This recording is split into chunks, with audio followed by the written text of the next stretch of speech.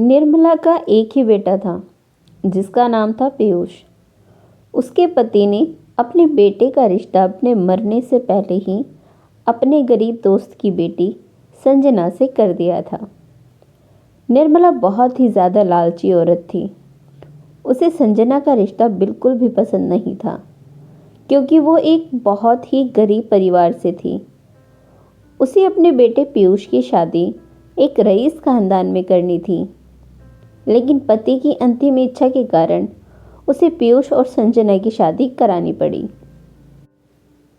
क्यों री निर्मला, कितना दहेज लिया है तूने? क्या बताऊं पुष्पा बहन।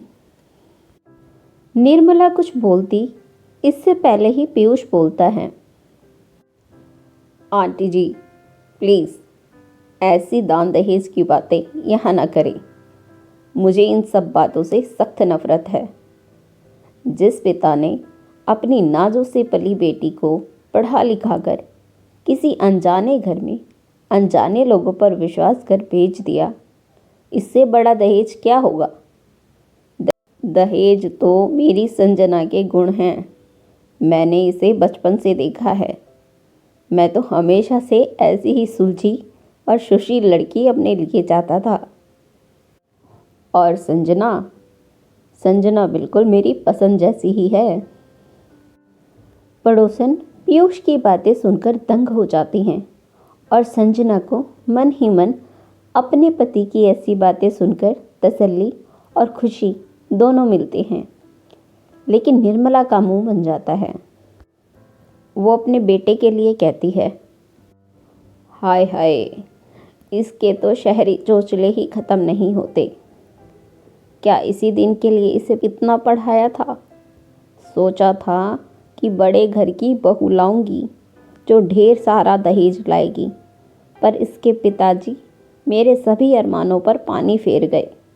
जैसा बाप वैसा बेटा। अगले दिन संजना की पहली रसोई होती है और पहली रसोई में नई बहू को पहले कुछ मीठा बनाना होता है।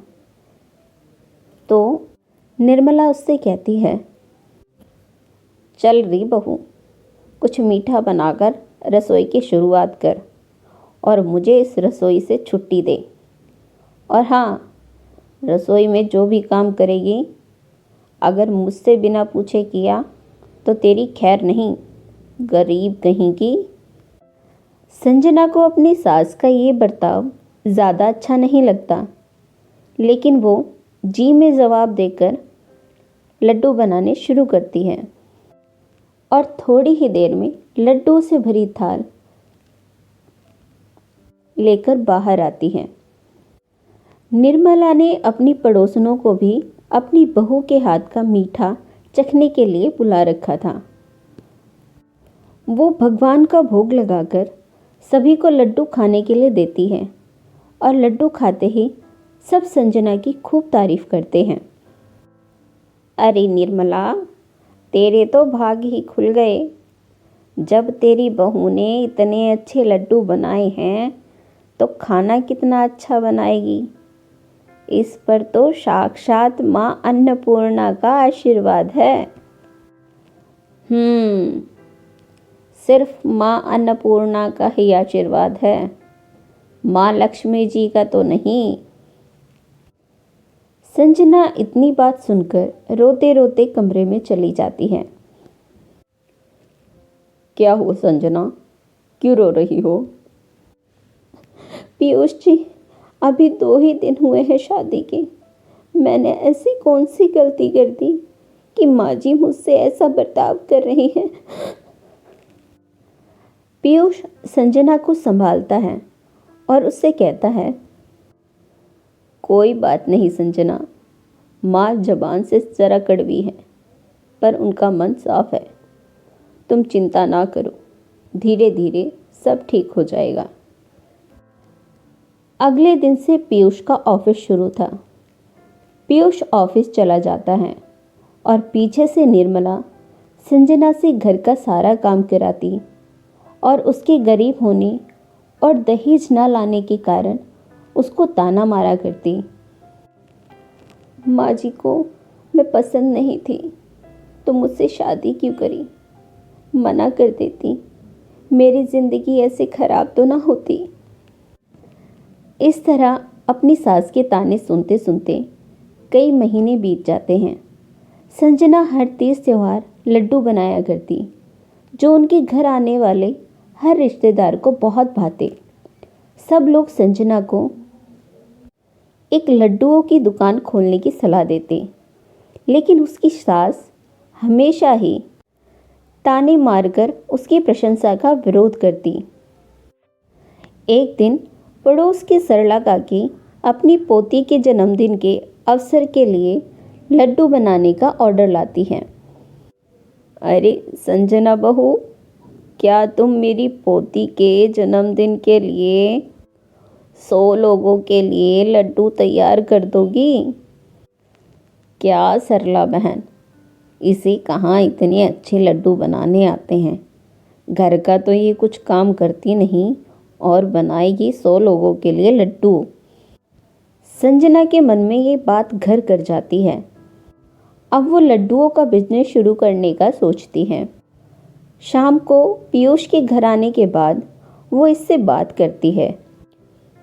पीयूष जी, अगर आप बुरा ना माने तो आपसे एक बात कहूँ?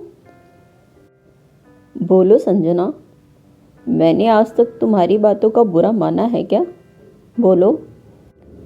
वो मैं सोच रही थी कि क्यों ना लड्डुओं का बिजनेस शुरू किया जाए, आपका कुछ हाथ बट जाएगा। आइडिया तो अच्छा है तुम्हारा, पर माँ वो करने देगी तुम्हें बिजनेस? मैं बाहर थोड़ी करने की कह रही हूँ, मैं तो घर में ही काम कर लिया करूँगी, बस आप माँ जी को मना लेना। पीयूष राजी हो जाता है और वो अगले दिन अपनी माँ से इस बारे में बात करता है। निर्मला पहले तो नानुकुर करती है, पर अपने बेटे के बार बार मनाने पर हाँ कर देती है। ये लो संजना, माँ भी मान गई। अब मैं तुम्हें लड्डू बनाने का सारा सामान ला दूंगा। तुम कल से ही शुरू करना अपना लड्डू बनाने का काम।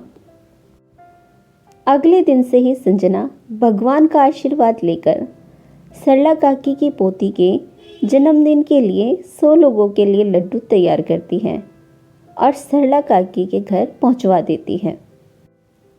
अरे संजना बहू, तेरे लड्डुओं की तारीफ तो रुक ही नहीं रही थी।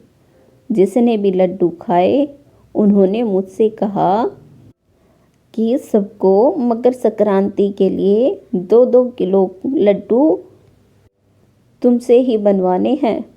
मैं तुम्हारे लिए उनकी तरफ से ऑर्डर लेकर आई हूँ, और ये लो तुम्हारा मेहनताना 5,000 रुपये।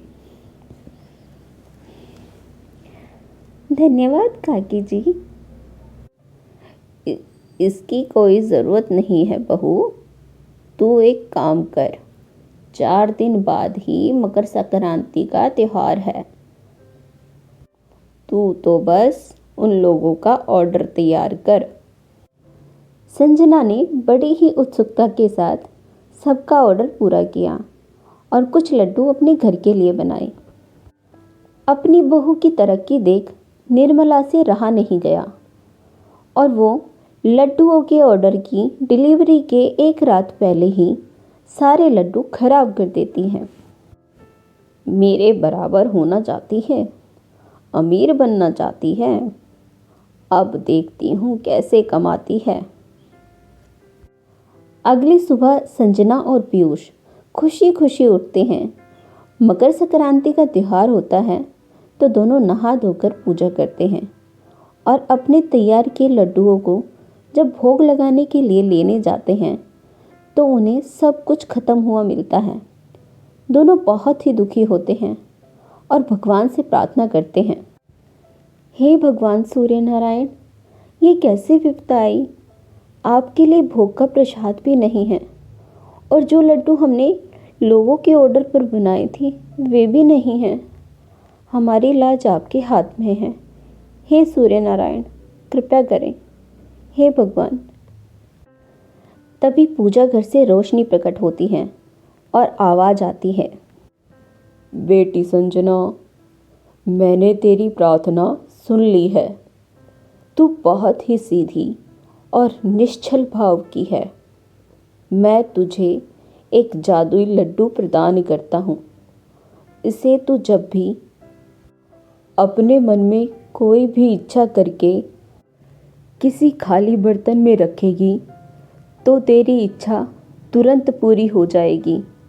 बस इससे कहना होगा, बारीक बूंदी बारीक रुई, खाली है बर्तन भर दे लड्डू जादुई। और रोकने के लिए ये कहना होगा, बारीक बूंदी बारीक रुई, भरा है बर्तन रुक जा लड्डू जादुई। और हाँ बेटी, लालच मत करना और ना ही किसी का मन दुखाना। भगवान को धन्यवाद कर संजना भगवान के बताए हुए मंत्र को बोलकर और अपनी इच्छा को बोलकर अपने ऑर्डर को पूरा कर भिजवा देती है और उसे अच्छा खासा मुनाफा भी होता है। इससे निर्मला को बड़ी हैरानी होती है। मैंने तो सारे लड्डू खराब कर दिए थे, फिर ये कैसे इसने इतने सारे लड्डू बना लिए? कुछ तो गड़बड़ है। अगले दिन से निर्मला संजना पर नज़र रखती है और जादुई लड्डू की करामात देखकर हैरान रह जाती हैं। उधर संजना लड्डू तैयार कर जैसे ही रसोई से बाहर जाती है, निर्मला अपने मन में कहती है, ये लड्डू तो जादुई है। ये गरीब की बच्ची कुछ दान दहेज तो लाई नहीं, तो मैं इसी जादुई लड्डू से मांग लेती हूँ। और वो वही करती है। निर्मला जादुई लड्डू को बड़े से थाल में रखकर बोलती है, बारीक बूंदी बारीक रुई, खाली है बर्तन भर दे लड्डू जादुई। ऐ जादुई लड्डू, मुझे ढेर सारे गहने दे दो। लेकिन उसका उल्टा हो जाता है। निर्मला सिर से लेकर पैर तक पट्टियों से एक मम्मी की तरह बंध जाती है और फिर बहुत पछताती है। जब संजना और पीयूष ये सब देखते हैं तो वे जादुई लड्डू से प्रार्थना करते हैं और भगवान से अपनी माँ की गलती की माफ़ी मांगते हैं। मुझे माफ़ कर दे बहू, मैंने कभी तेरी काबिलियत का सम्मान और भरोसा नहीं किया। हमेशा दहेज का ही लोभ करती रही। मैंने ये सब लालच में अंधे होकर किया। मुझे माफ़ कर दो बच्चों। माँ, आपको माफ़ी मांगने की कोई ज़रूरत नहीं। जी माँ जी, आप माफ़ी मांगकर हमें शर्मिंदा ना करें। बस आज मकर संक्रांति के दिन हमें आशीर्वाद दें। जादुई लड्डू की सहायता से अब संजना ने एक बहुत बड़ी लड्डुओं की दुकान खोली। अब उसके बनाए लड्डू पूरे देश में जाने लगे।